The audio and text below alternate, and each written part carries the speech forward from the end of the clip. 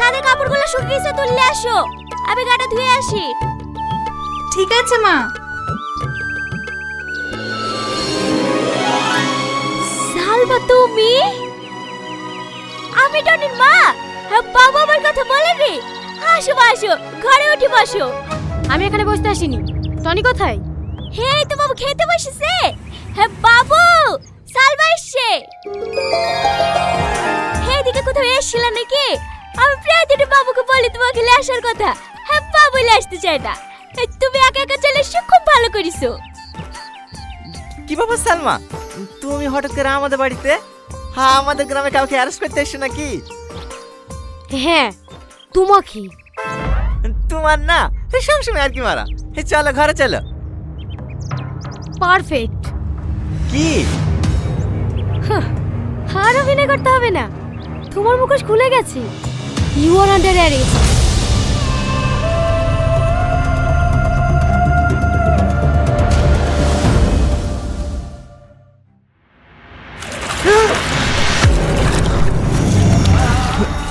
অভিনয়? অভিনয় করিস আমার সামনে? তোর অ্যাকাউন্ট থেকে এতগুলো টাকা ট্রান্সফার হয়েছে আর তুই কিচ্ছু জানিস না? সত্যি বলছি, তুমি বিশ্বাস করো, আমি এসবের কিচ্ছু জানিনি। বিশ্বাস? আর তোকে? তোর এই ভোলা ভালা চেহারা দেখে আমিও ধোকা খেয়ে গেছিলাম। আমার একবারও মনে হয়নি তোর এই ভোলা ভালা চেহারার পিছনে একটা শয়তান লুকিয়ে আছে। এখনো ভালোই ভালোই বলছি, সত্যিটা বলে দি, নাহলে তোকে ফাঁসির হাত থেকে কেউ বাঁচাতে পারবে না।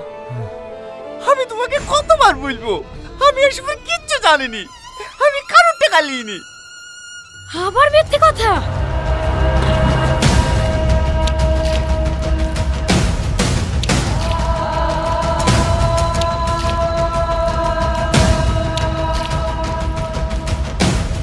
ম্যাডাম ম্যাডাম, মরে যাবে তো।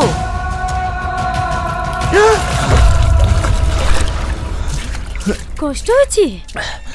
এর থেকেও বেশি কষ্ট ওই সাধারণ মানুষগুলা পেয়েছে।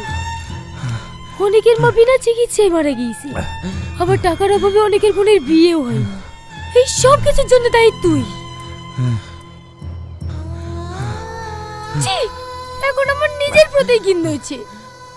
জীবনে প্রথম কাউকে ভালোবাসলাম, তো আবার একটা শয়তানকে।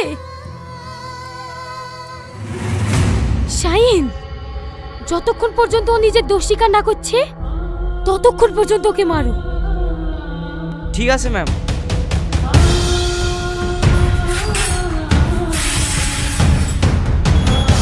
রাহুল, সামাদ।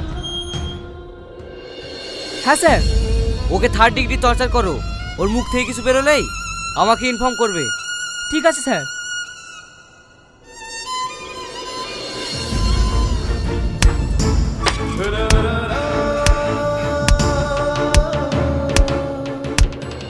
কি হলো মার? আমি পারবো না। কেন পারবি নি? তোর ভাই বলে? ও তোর ভাই না। ও তোর ভাই হলে এরকম জঘন্য কাজ কখনো করতে পারতো না। মার ওকে। কি হলো মার?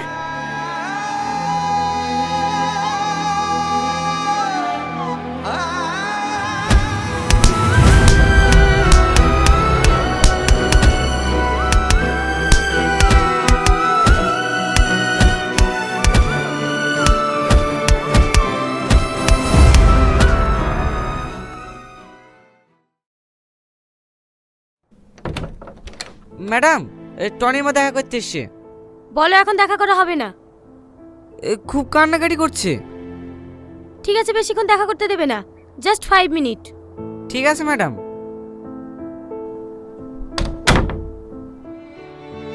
গ্রামে তোর লেগে আমরা কেউ মুখ দেখাতে পারছি নি। তোর বাপকে ধরে ধরে সবাই অপমান করছে। তুই নাকি সব গরিব মানুষের অ্যাকাউন্ট থেকে টাকা চুরি করে নিয়েছিস। সত্যি করে বল না বাপ, তুই ওসব কিছু করিসনি তো? তুমি বিশ্বাস করো মা, আমাকে মিথ্যা ফাঁসানো হয়েছে। আমি এসব কিচ্ছু করিনি। আর কেউ না জানুক, তুমি তো আমাকে জানো। তোর কিচ্ছু হবে না। আমার যে হাতের মালা দুটো ছিল, সে দুটো বেঁচে তোর আব্বাকে উকিলের কাছে কাছে পাঠিয়েছি এই সপ্তাহের মধ্যে তোকে ছাড় করে নিয়ে যাবো। চলেন চলেন, টাইম শেষ হয়ে গেছে। তুই কেন চিন্তা করিস না মধু, সব ঠিক হয়ে যাবে।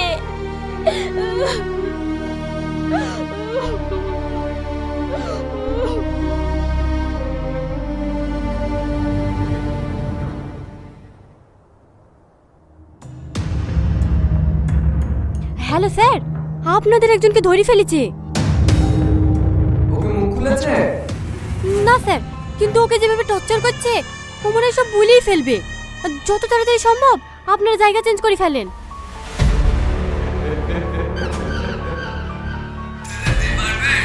আমরা একটা চুলো ছিটতে পারবো না। ওরা ভুল লোককে ধরেছে, ও আমাদের লোক না। মানে খবরটা দেওয়ার জন্য তোর অ্যাকাউন্টে 1,00,000 টাকা ট্রান্সফার করে দিয়েছি। চেক করে দিস। হ্যাঁ স্যার, এসেছে।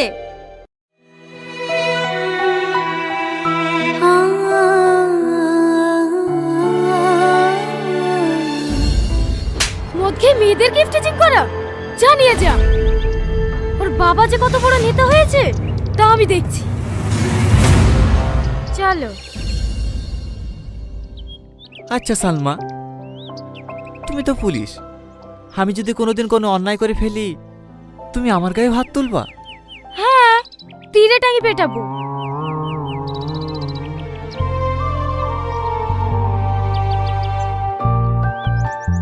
কি হলো, দাঁড়িয়ে গেলে যে? বাড়ি যাবে না? যাসি।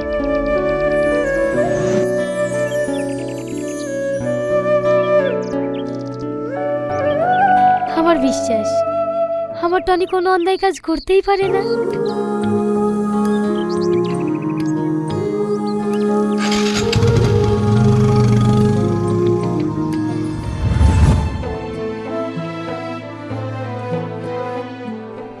ম্যাডাম চলেন। কি ব্যাপার ম্যাডাম, আপনি কান্না করছেন? কই না তো, বল। ডিউটিতে যাবেন না? হ্যাঁ, তুই চল, আমি আসছি।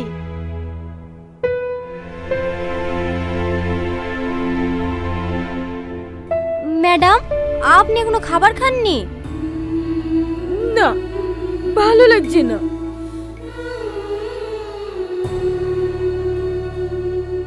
আমি বুঝতে পারছি আপনার মনের অবস্থা। এখানে আপনার তো কোনো দোষ নাই, ওই তো আপনাকে ধোকা দিয়েছে।